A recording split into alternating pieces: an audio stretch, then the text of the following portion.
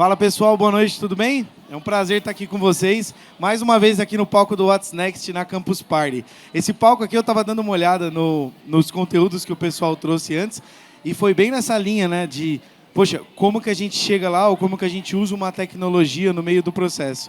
Para quem não me conhece, eu sou o Pedro Brocaldi, trabalho na EBAC nessa área de tecnologia mesmo focado, e a gente tem um termo que a gente gosta muito de usar, que é o do zero ao pro. Você fala, pô, mas do zero, beleza, isso daí tá claro. Mas o que é o profissional? O que você caracteriza um cara ser profissional ou não? O pessoal que já for da tecnologia é acostumado a ouvir aquele termo full stack, que é o cara que ele faz tanto a parte visual quanto a parte lógica da aplicação. E aí fica naquela briga também. Mas eu fiz 2 minutos de front-end e 3 anos de back-end. Eu sou um full stack? Sim, você é um full stack. Você pode não ser o pro nos dois. Já vi que tem um cara aqui que não concorda. Mas a gente tem os dois. São os dois atributos que a gente passa. Porque o mercado, ele olha isso. E o mercado, ele olha se você tem aquela competência ou não no nível daquela competência. E não no profissional como um todo. É o Pedro. Poxa, fez coisa certa a vida inteira. Errou num, sei lá, se eu tivesse chego atrasado aqui. Neste momento eu estaria super errado. Mas todo o resto não anula. E por que não anula? Porque a gente trabalha com stacks. A gente trabalha com as entregas. Cada profissional ele tem a sua entrega. E a mesma coisa vale quando você caminha numa área de programação ou tecnologia. Eu ponho programação porque é o que atrai mais. Quando a gente pensa em tecnologia, de cara a gente pensa em programação e exclui todo o resto. Só que a gente esquece dessa esteira, a gente esquece dessas stacks, dessas entregas que a gente faz por cada processo. Então, já que eu falei de esteiras, é o primeiro termo que eu quero puxar aqui. Quando a gente trabalha com aplicativo, quando a gente trabalha com o desenvolvimento de um sistema, ou até mesmo nos estudos, a gente tem algumas formas de fazer esse processo, certo?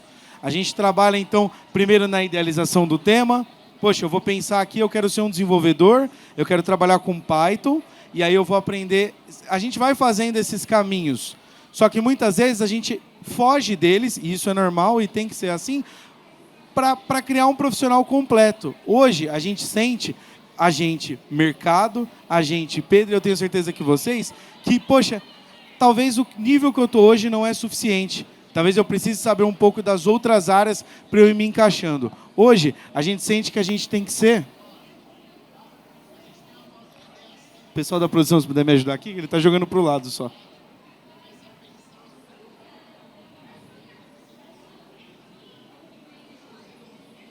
Hoje a gente brinca que a gente pensa que a gente tem que ser esse cara aqui. É o cara que faz tudo. Ele prega, ele pinta, ele arruma, ele faz tudo. O mercado hoje ele passa essa visão, principalmente quando você olha uma vaga no LinkedIn.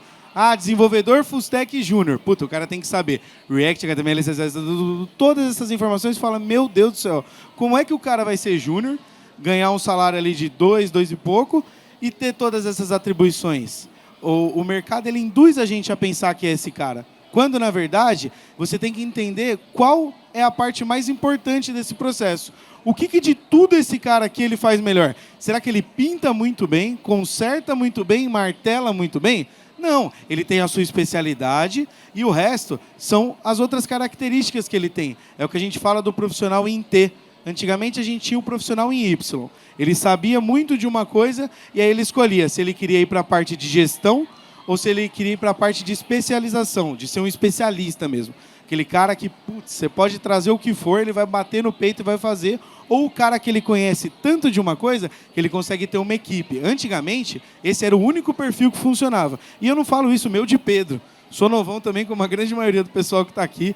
E isso é uma coisa dada de mercado. O mercado entendia que você só tinha esses 2 caminhos. Hoje não.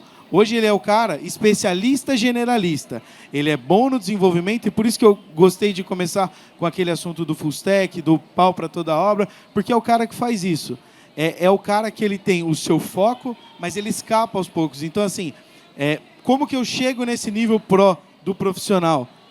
Pesquise, faça. A Campus é um lugar disso. A Campus é um lugar de você ver de tudo. Uma hora você está vendo comida impressa em 3D, outra hora você está vendo um cara falar de carreira de programação, outra hora você está vendo a comunidade. Enfim, são vários caminhos e você absorve um pouco dessa informação.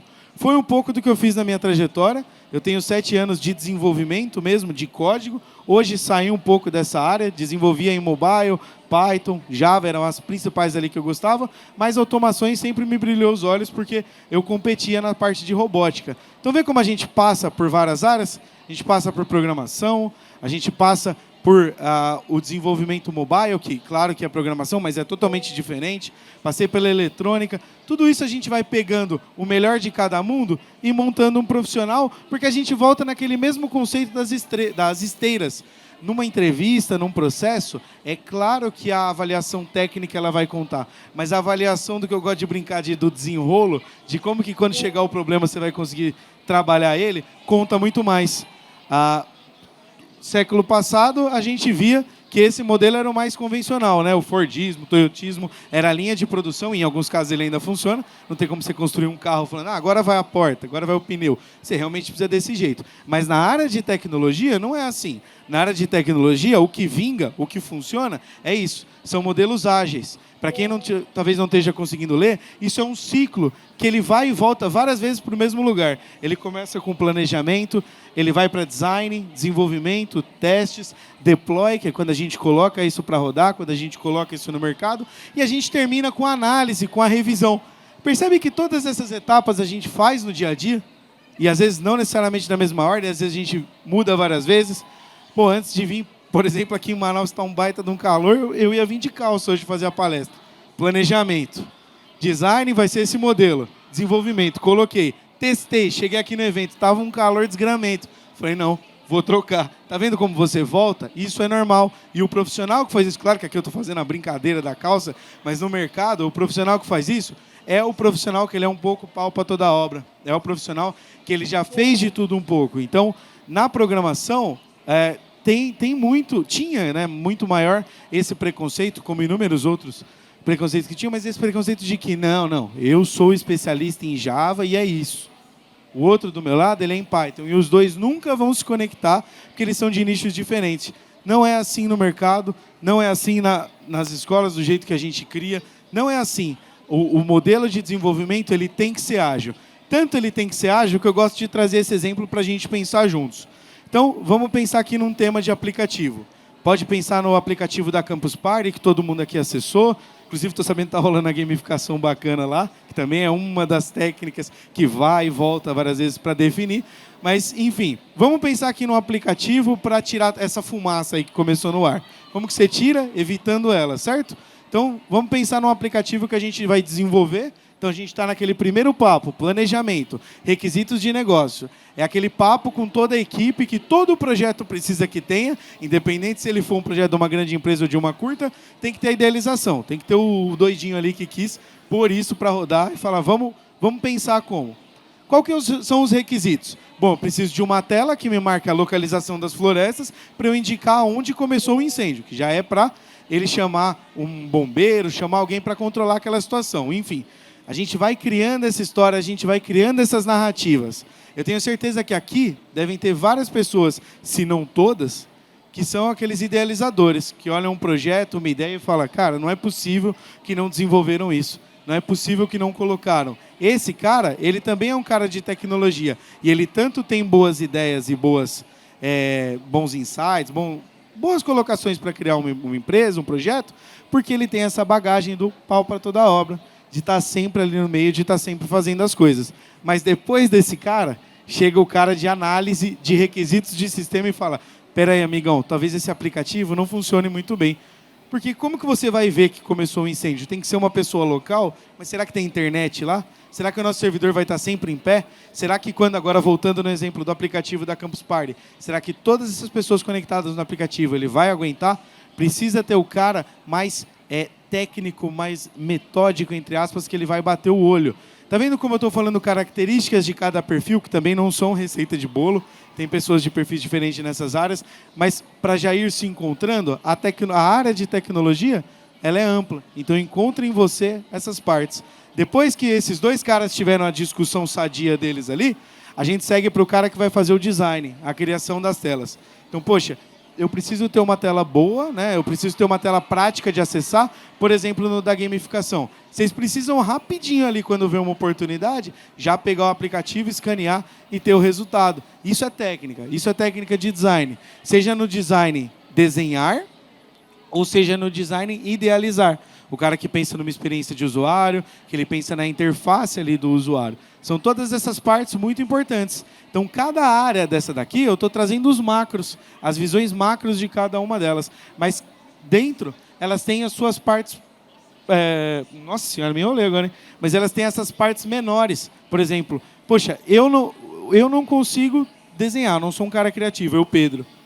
Então, pô, design não é para mim? Não, talvez eu sei o que funciona mais. Eu tenho aquela visão mais de portfólio de falar, a pessoa quando ela entra no aplicativo, ela olha para cá. Isso é o que chama a atenção dela. São todas essas etapas que a gente consegue entender para encontrar a nossa área.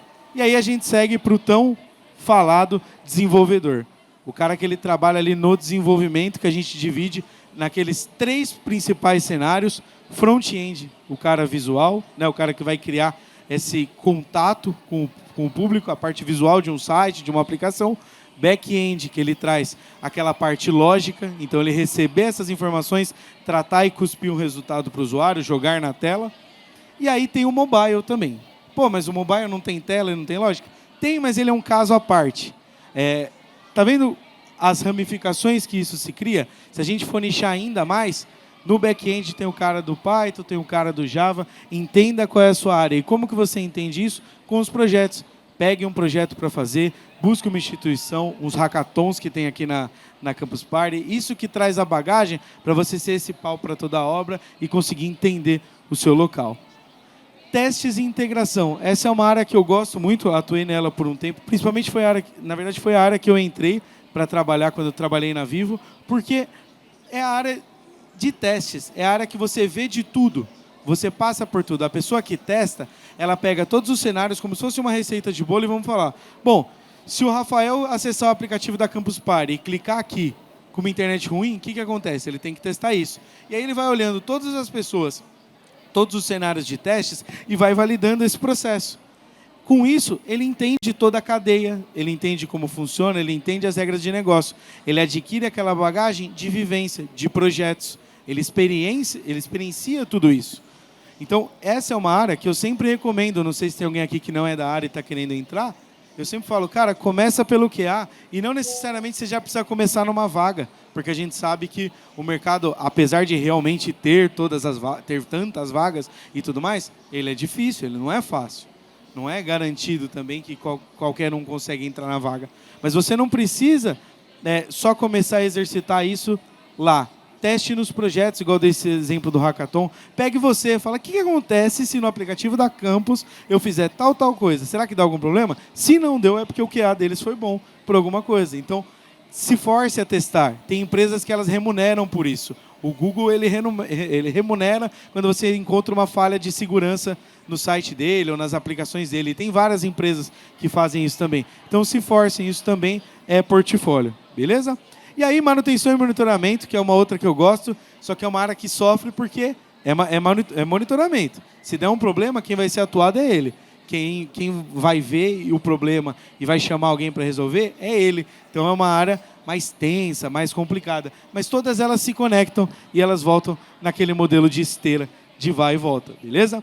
Encontre qual é a área de você. E mais importante, encontrou a sua área, começou a fazer os projetos, divulguem-se, comuniquem-se. Essa gamificação que eu gostei do que a Campus fez nessa edição aqui, que não tinha na última, de você escanear o QR Code da pessoa, estar nas palestras, nas ativações, bate muito nesse ponto aqui que o Felipe Frontoroli, ele é um tech recruiter na TruePay, também é nosso professor lá na EBAC, mas ele fala, eu sei que aqui é um texto enorme, mas depois a gente passa para vocês também, mas ele fala que trabalhar com tecnologia, e aqui ele está falando especificamente do GitHub, que é uma plataforma para você divulgar, né, os seus projetos. Na verdade, não é para divulgar, ele é um Google Drive gigante para você armazenar seus códigos, mas você também consegue divulgar. E aqui nessa fala dele, ele bate na tecla de que o que os recrutadores mais olham é o como você ajuda os outros no código, porque de quebra você está mostrando que você sabe, afinal, se você está ajudando alguém e aquilo deu resultado, foi você que fez. Divulguem-se, se mostrem, conversem, façam os projetos juntos, para no final a gente ser o pau para toda obra de tecnologia. Falando bonito, Jack of all trades é o termo que é usado. Poxa, esse cara aqui, ele é isso. Ele faz de tudo, ele entende de tudo. Ele pode não ser excelente em tudo, mas ele tem a especialidade dele e as outras ramificações. Beleza? Galera, a ideia que eu queria trazer para vocês dessa parte de projetos é naquela esteira. Volte naquele slide da esteira. É bom que a gente tenha o vídeo gravado lá no YouTube do palco do What's Next. Volte e encontre a área de vocês. Encontrou? Ou não encontrou e quer tirar uma dúvida? Sou 100% aberto. Esse QR Code leva direto para o meu LinkedIn para a gente bater o papo. Encontrou e quer conhecer? No direito você encontra o Debac, que eu brinco que, apesar da gente ter 160 cursos, isso é 30% do nosso conteúdo. Os outros 70% fica lá no EBAC Online/webinars, com esses projetos gratuitos, com essas ativações para vocês fazerem. Beleza? Eu vou deixar aberto para pergunta agora nesse momento, a gente tem uns 5 minutinhos, mas aqui também, falei tanto da gamificação, aqui está ela. Esse é o QR Code para vocês continuarem a gamificação, galera. Obrigado.